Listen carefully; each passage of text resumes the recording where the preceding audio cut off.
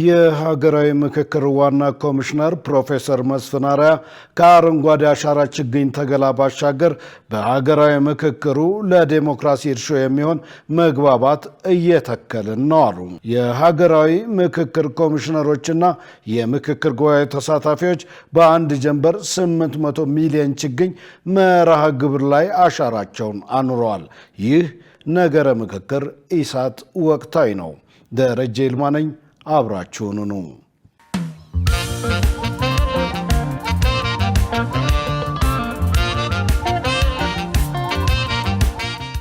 የሀገራዊ ምክክር ጉባኤ ተመካካሪዎች ዛሬ ማለዳ በአንድ ጀንበር 800 ሚሊዮን ችግኝ መርሃ ግብር ላይ አሻራቸውን አኑረዋል። የሀገራዊ ምክክር ኮሚሽን ዋና ኮሚሽነር ፕሮፌሰር መስፍን አርአያ በችግኝ ተከላው ወቅት እንዳሉት ችግኞችን መትከል ሐሳብን ከመትከልና ከምክክር ጋር የተቆራኘ ተግባር ነው ብለዋል።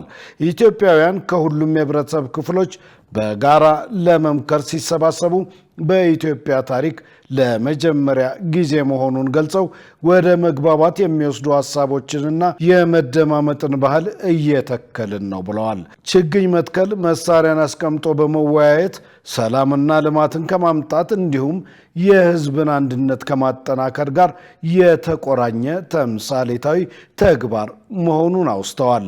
የምክክር ጉባኤው 4000 ተሳታፊዎች ዛሬ በአንድ ጀንበር የችግኝ ተከላ የሚተክሉት ለወከላቸው 130 ሚሊዮን ህዝብ ጭምር ነው ብለዋል።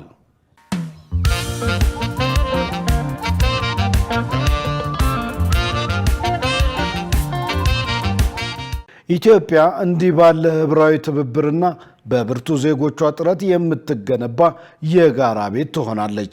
የጋራ ቤታችን ኢትዮጵያን በጸና ዓለት ላይ ለመገንባት ለቀጣዩ ትውልድ የተረጋጋ ማህበራዊ ቁርኝትን ይፈጥራል። ምክክርን ባህል ማድረግ ደግሞ ሰላምን አንግሶ ሀገራዊ መግባባትን ያጠናክራል።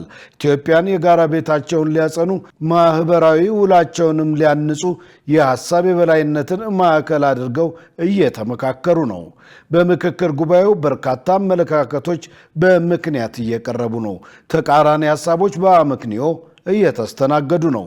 አንዱ የሌላውን ብሶት እያዳመጠ ቀስ በቀስ የመግባባት ጎዳና እየጠረገ ነው።